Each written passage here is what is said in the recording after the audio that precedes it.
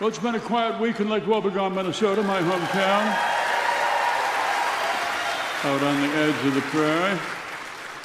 No, it's been rather perfect. It's been rather idyllic, which we're not used to in Minnesota. And idyllic kind of upsets us because we want to wait for the other shoe to drop. We are masters of complaint and self-effacing people with much to efface about. And I tell you, it just makes you uneasy when the weather is as perfect as it is. We are people who are prepared for disappointment, and when we confront idyllic, what do you say? How can you talk about it? But you have to, adapt and accept that sometimes there is such a thing as perfection. And I was in the Chatterbox Cafe this last week, and I ate a radish off a dish in the middle that Dorothy set down in the middle of the table. There were a bunch of us there, and I ate this radish, and it was the radish of all radishes. It was so good. It had that little bite to it. It had that little sting to it, and it was fresh, and it was cold. It just made up for so much. But it had been idyllic, so what was there to make up for? She has this contract with a commune out near Lake Wobegon called Earth People, and they raise fabulous vegetables. They raise incredible tomatoes that have realized their tomatohood and are not bred for shelf life as most of our tomatoes are. They're so gorgeous. You bite into one and it's a redemptive experience. This is a commune of millennials who are all busy writing sensitive memoirs about self-realization, but in their spare time they grow these amazing vegetables, and so we can forgive them, for all of their nonsense about inclusivity and diversity and all of that sort of thing. You want diversity, go to the city. That's where you find it, okay? Out here, it's just us people and also them, so. Clint Bunsen was there in the Chatterbox. He is a classmate of mine. He is my age, and he was there to get away from his great-grandson, Boz, who had beaten him at Scrabble and beaten him badly. The child is 10 years old, and he had 3 bingos in one game, 3 7-letter words. He got bigotry and sequins and seizure. How does a 10-year-old know the word seizure? Where does it come from? This kid just reads like a house of fire, and he beat Clint 410 to 223. And so Clint just wanted to get out of the house. This kid reads everything, and he remembers everything that he reads, and he wants to tell you about it. And so Clint just needed some time off from brilliance, and he found the right people, us, his classmates. Carl was there, and Dwayne Tallerud was there, and Margie Krebsbach was there, and Clint's wife Irene, and her cousin Charlene was there, and I was there. I sat down, and they welcomed me, even though they know everything about me, and I know so much about them. We know each other much too well, and we know all the same stories. And I sat down, and of course, in Lake Wobegon, I'm always aware of the 2 free throws that I missed in 1958. And it was against St. Francis, and I was put in the 4th quarter as a sub, and they fouled me. We were down by 2 points. And I went to the free throw line, and we were up against this team in the district tournament, this team of scrawny farm boys, and we were sort of spooked by our own superiority. This was the year that we were supposed to go to the state tournament, and there I was at the free throw line, and I missed 2 free throws. The first ball hit the rim, and the second ball spun around on the rim, and it fell off. And I ruined the lives of dozens and dozens of people who will always think back to that moment. But they were good enough not to tell me about it, because they don't need to, because I know that they know. And so there's no need in going over it again. They never bring up St. Francis or St. Francis of Assisi or Pope Francis or France, for that matter. We stay away from all of that. No, we were all there because we had been to the funeral of our classmate, Ronnie Hansen, and that was the day before. He was not a likable person, but he's our classmate. It was a small class, so we all went to the funeral. He flew 757s for United Airlines and had a big life. Died in a car crash down in Florida. His dad, Jerry, was the town drunk and also our school bus driver. And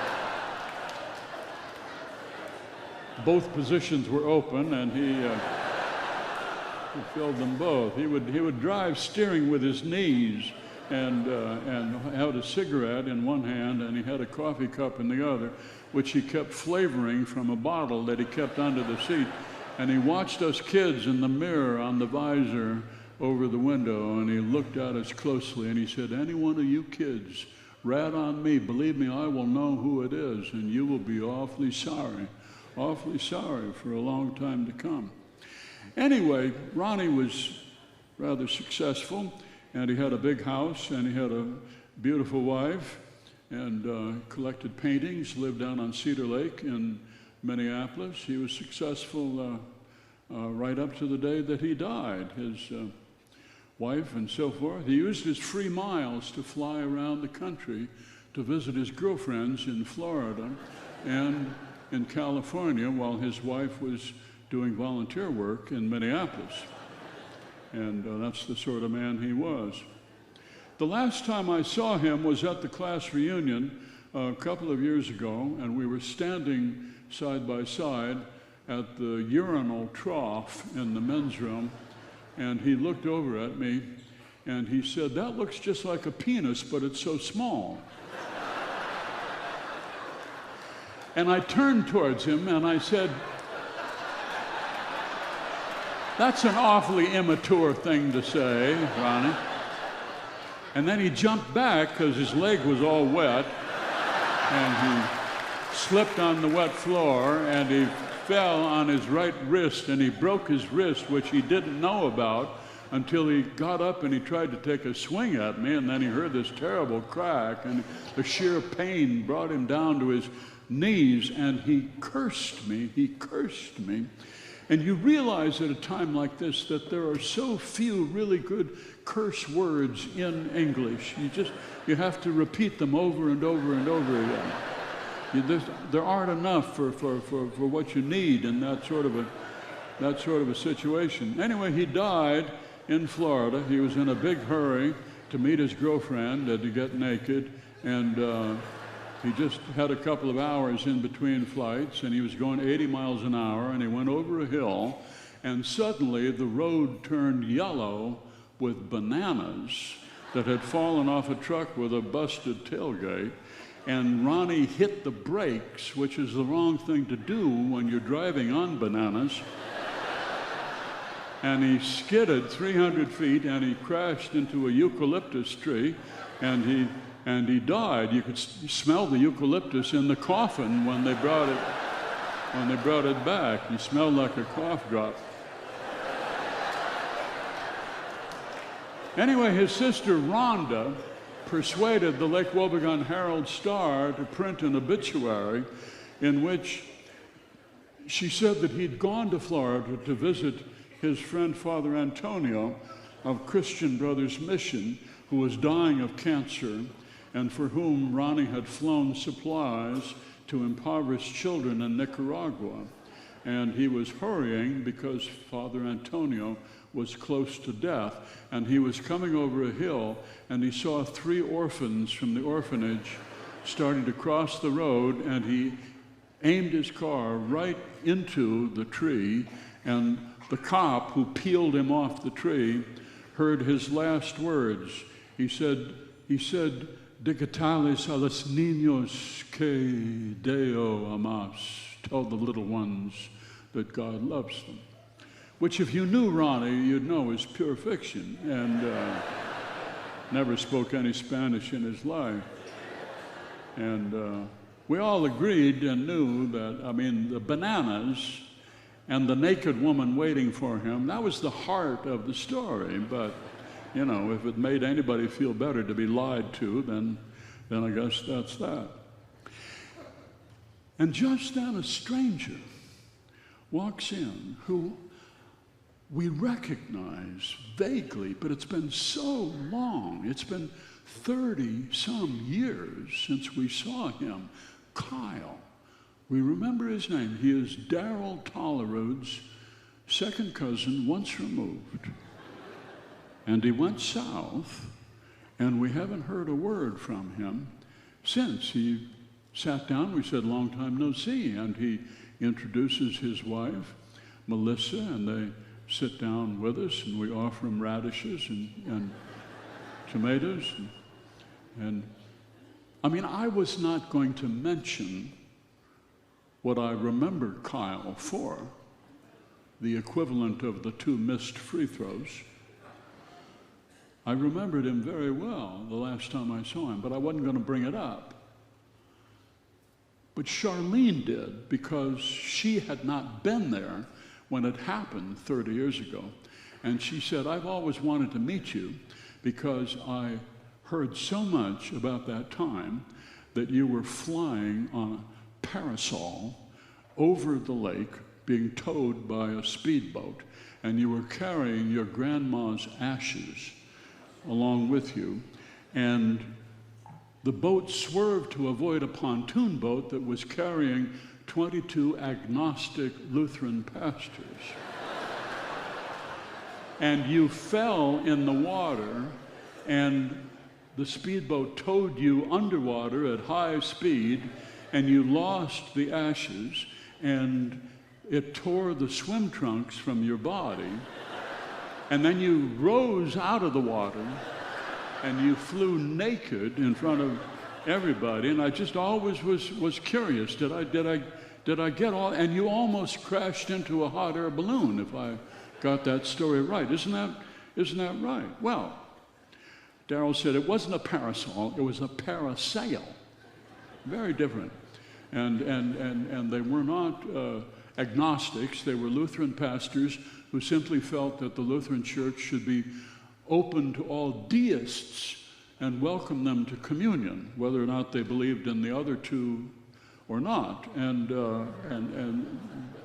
the bishop did not approve of this and felt they'd been corrupted by living in New York for too long, and so he sent them on a bus tour of Lutheran Minnesota so they could get back straight. And there were not 22 of them, there were 24 of them. And the pontoon boat capsized, and we managed to rescue all of them, including some who could not swim, for whom, I must say, it was sort of a redemptive experience, if that's what they were looking for. And Clint stepped in. He said, now that was Wally's pontoon boat, Wally, who was the owner of the Sidetrack Tap at the time, and his pontoon boat, Agnes D., that he rented out to the Detmer family for their daughter, Debbie Detmer's wedding that was to take place out on the lake, and it was canceled because she and her fiance flew out from San Francisco, and they got in an argument about whether his brother could sing a song that he had written about resisting and rebelling against conventions, a song in which there were obscenities, or if one of the bridesmaids would sing "You've Got a Friend." And this difference between the couple turned into an all-out battle, because the fact is that they had fallen in love in San Francisco, where she worked as a veterinary aromatherapist. And they did not have close friends who would tell them, "You are making a big mistake." And so they went ahead with this wedding, and now at the last minute, here was their last minute desperate attempt to avoid going over the cliff, and they had this argument and they broke up and they went their separate ways, and the pontoon boat was left over from that wedding, and that's what the 24 Lutheran pastors were riding in, and that's what the hot air balloon that flew in had been hired by the Detmer family to carry the married couple away when they finally said their vows. And Debbie Detmer went back to San Francisco, and she resumed her career in veterinary aromatherapy, and there you get to meet a lot of people with way too much money. And she met a man, older man, and he was quite wealthy because he had invented a thing like a hearing aid, except it will tell you if you are repeating yourself. So he earned millions from it, and he adored her, and because he did not have a brother who was a songwriter, there was no impediment to their getting married, and so they did. And the Lutheran ministers, went off to solve their own problems, and because the guy who was driving the speedboat was looking out for Lutheran ministers, and so he couldn't look up and see that Kyle was on a collision course with a hot air balloon. No, we went all over this story, and Carl said, now that was Dwayne Dober who was driving that speedboat, and he was so careless, and he was half blind, and whenever he'd go out on the lake, fishermen would head for shore until they found out that the sound of his motor roused the walleyes from their slumbers, and so they just put out lighted buoys to warn him away, but finally somebody punched a hole in his boat, and there was nobody in town who could repair it, and so he took it down to Minneapolis, and he liked Minneapolis, and so he stayed there, and so we haven't seen him ever since, and that's kind of the end of that story. Irene spoke up, and she said, now that was your grandma Evelyn's ashes that you were carrying, and you were carrying them in a bowling ball, as I recall. It was a green bowling ball that had been given to her by her boyfriend, Raul, after her husband, Elmer, died, to whom she had been married for 57 years, the same as the number of varieties that Heinz ketchup has, except there was no variety in their marriage at all. And so when finally Elmer passed, she met Raul, and he came into her life, and she was the happiest woman for about 6 years. And they said that she died in her sleep, but she suffered from such insomnia that I had to wonder about it, because she lived with her daughter. Your aunt Barbara lived with her. Barbara, who was a nurse at Elder Care in Brainerd, and who was very well known up there for being able to sense when a resident was prepared to leave this world, and who would visit them in the middle of the night with a cocktail containing morphine and certain other chemicals, and she would help them to it, and she would sit and hold their hand for a few hours until they stopped respirating. Irene said, my sister Arlene used to refer to her as the snuff queen, and I spoke to her once about it, and she said, death is just a matter of biology, and life is life. Life is good, but the end of life is not nearly so good, and what seems tragic to you in your youth, when you come to the end of it, is not tragic at all. It's a relief. And so she helped ease people to the end, and then she would bundle them up, and she would put them in the morgue, and she would make up the deathbed for the new resident, and spare the family having to do a 2-day, 3-4-day, week-long death watch, and off they went to the next world. No. Irene said, I went to visit Evelyn once, and she was asleep on the couch, and I saw Barbara standing over her and looking at her in a professional sort of a way. And I stayed until Evelyn woke up. And it was about a few days after that Barbara was taking a nap on the couch, and she felt an odd tickling sensation. She woke up, and here was her cat, Charlie, who had a piece of wet gauze in his paw and was holding it to her nose. And it smelled of chloroform. And Barbara threw him against a wall. She killed him. She killed the cat. A matter of self-preservation, which Evelyn grieved for the cat, but it was that grief that in an odd way led her to meet Raoul. And so that made her happy, and it all worked out in the end. Carl said, anyway, you dropped the bowling ball in the lake, when Dwayne was towing you underwater at high speed and your swim trunks came off, and I guess Raoul walked in and got the ashes and the bowling ball, and he took them home with him, and so all's well that ends well, and the pastors went off to deal with their apostasy, or whatever you might call it, and here we are, and we haven't even heard you say a word, Kyle. We've been doing all the talking here, so what brings you home? Well, Kyle said, I live in North Carolina, and I'm running for Congress, and I'm a Democrat, and it's a Republican district, but I think I stand a chance because the incumbent resigned, and his brother is running, who is dumber than a stump. And meanwhile, they are trying to gather some dirt on me, and I recall that when I was flying naked under that parasol, holding the bowling ball with grandma's ashes in it, that somebody was shooting a video. And I came up here to find that video. Well, Clint said, that was my brother. That was my brother, Clarence. It's an old video camera, and he took videos of all sorts of things, and when his beloved wife Arlene died this last year, he was just so brokenhearted. He destroyed all of those videos because he couldn't bear to look at them any longer. It just broke his heart. So your secret is safe, because none of us have any plans to go to North Carolina, and of course we wouldn't tell, even if we were to go, even if you paid us an enormous amount of money, which of course you wouldn't. So your secret is safe. And Kyle said, thank you. That puts my mind at rest.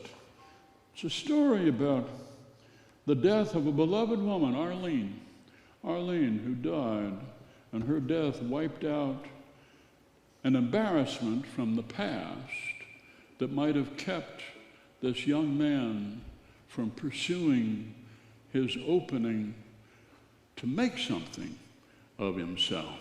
It's a story with a moral. The past ends, let the future begin. We all agreed on that. We didn't say it in so many words, but that's what we take away from that little lunch. And it was a wonderful radish, just a beautiful radish. I'm not exaggerating. It was a perfect radish. That's the news from Lake Wobegon, where all the women are strong, all the men are good looking, and all the children are above.